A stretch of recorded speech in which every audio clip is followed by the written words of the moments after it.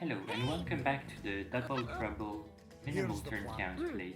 And Hey, today I'm bringing you Heavensong 2 and Felheim 2 in one video. Because compared to the other missions, they are simply very straightforward in what they do, and while I wouldn't say it's trivial to do it in the least amount of turns possible, it certainly is amongst the easiest missions. And for the Felheim 2, the reason is that the mission itself gets easier as you go faster, so since we're going very fast, we're simply not facing much difficulty, and that's about it. And with this Heavensong one, there simply isn't any ways for us to go faster than I'd like. The reason for this is that, once again, the twins are our limiting factor. Basically, they have to reach their escape point, and they move their full move, they'll go there in 10 turns. Well, they'll go there in 9 turns. However, they need to be delayed 1 turn for the second puzzle, and there isn't any ways to speed that up because it would require something like golfing a unit with Wulfar to break down the wall, but as the walls are full health, it takes way more time to break down the wall than just, well, do the puzzle. We could also try some shenanigans like making a trap and golfing it with Wulfar, but that doesn't really work. So now let's talk about what we're actually doing. The twins basically are walking forward with the puzzles, and Wulfar moved up very aggressively to build up Groove, and the reason for that isn't that it's necessary to save us a turn, but rather that I'm going to showcase a way to trivialize the upper portion of the twins path, and you'll see that when we get there. But I can tell you it involves golfing with Wulfar. Another thing to touch upon is I considered golfing a wagon across the flagstone's room so that we could speed up the twins path after this, but doesn't really serve any purpose because good luck on the landing.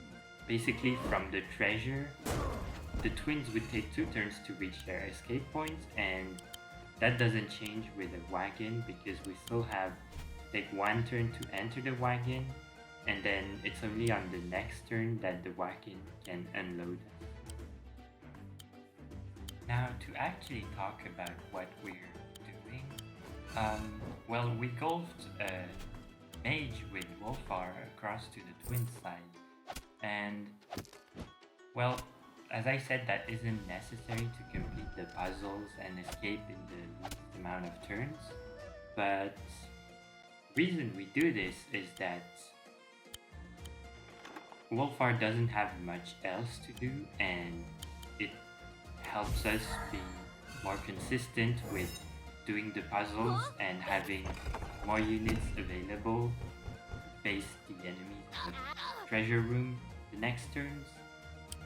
It also gives us 1 more unit to attack Koji, and that is actually very relevant because the AI, since he'll consider that we have too much of a force opposing him, he'll actually be scared and try to flee with Koji, as you can see, which kind of leaves us only his units to kill to get through, and that's not really complicated since we get the first turn attacking.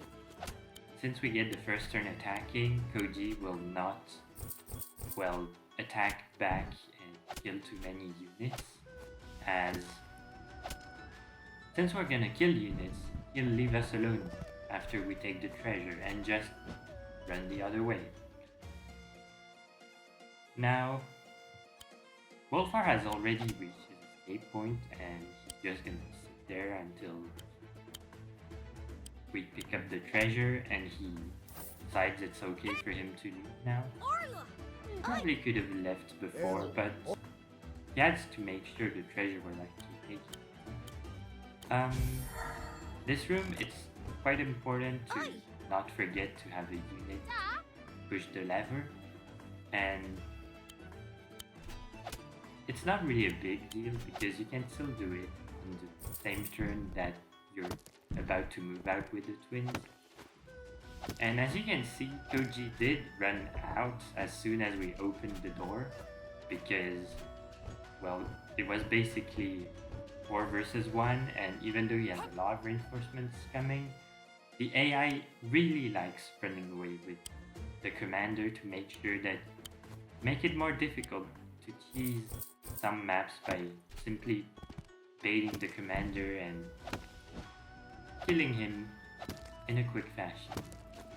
And so after this long enemy phase where the AI does a bunch of nothing because we left already, well, twins are gonna escape, and that will be Heavensong 2 completed in 10 turns. This was actually a guide for once, and now let's just move on to Felheim 2. Now, this mission is a naval map, and when I first saw that, I almost screamed because naval maps are really infamous because of hard cave. And well, at first I was kinda scared that I would have to face so many enemies that pulling off an LTC strat would be very RNG dependent, because I'd basically need the AI to move out of my way so I can go through.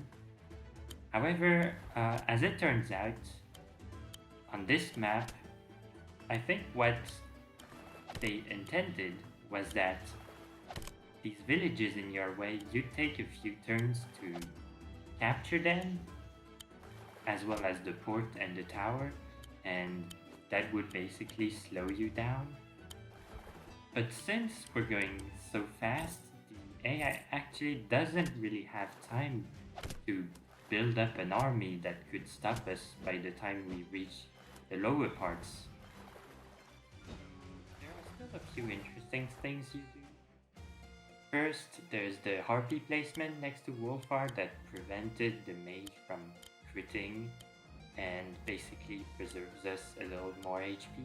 There's also the fact that since we use the harpy to do that, we can't really finish the merfolk, but we kind of blocked him anyways, so he had nothing else to do.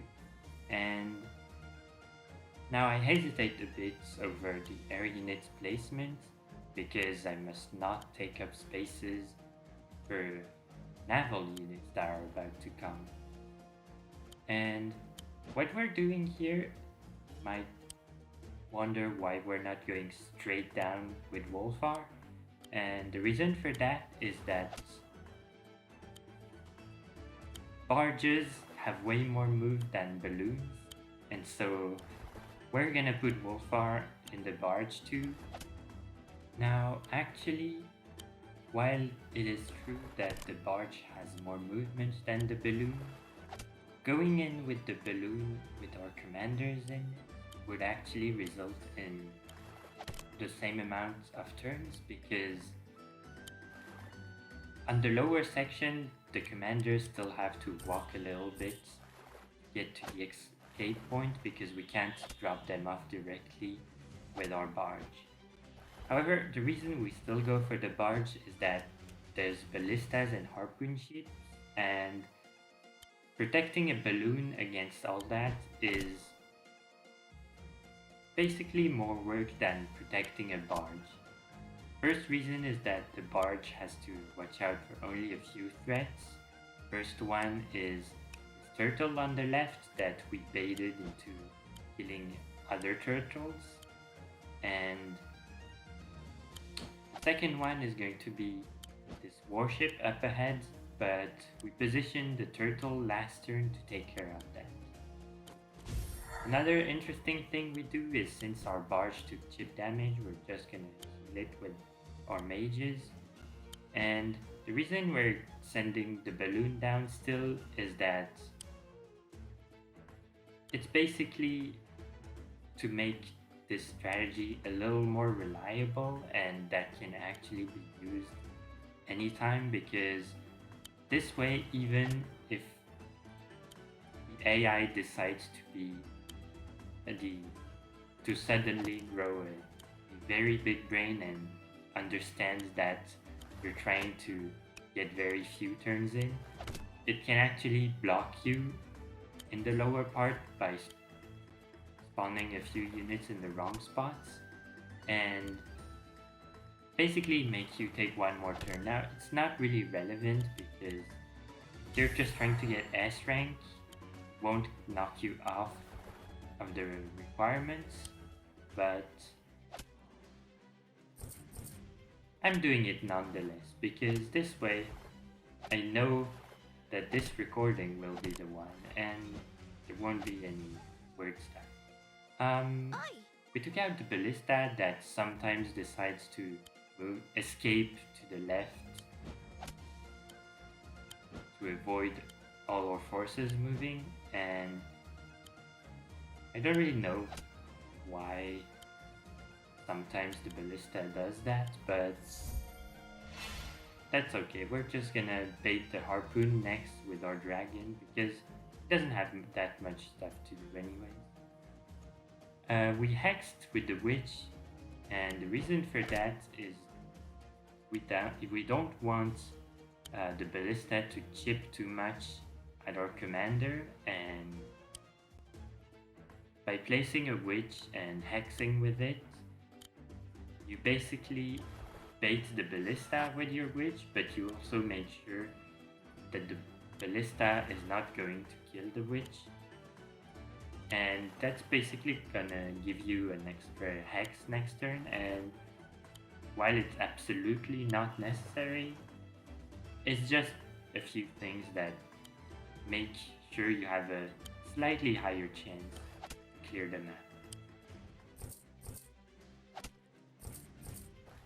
The reason why we're baiting the harpoon with our dragon is that the AI quite frequently spawns a harpy at the south tower, and that harpy kind of blocks the path of Wulfar, although not by much and not enough so that he won't reach the escape point in 2 turns, but it's still nice to just be prepared.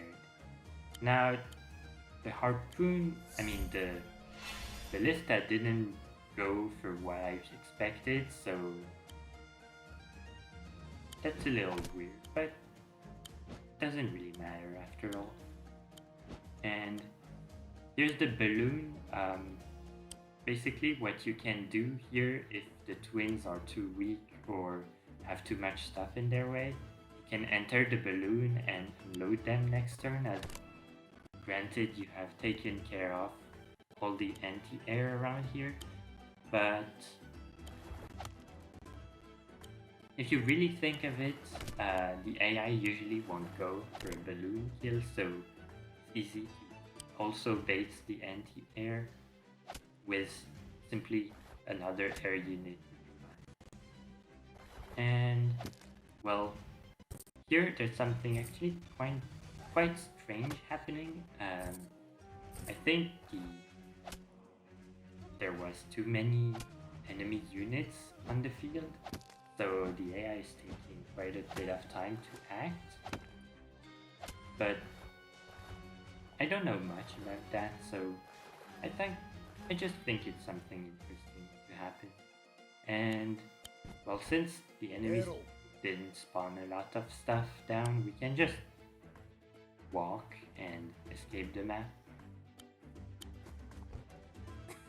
Now, these 2 maps were fairly reliable strategies that you can probably use for S ranking, and Well, I'd say it was almost a guide, and I'll see you again next time for stuff that can't really be used as a guide, I guess.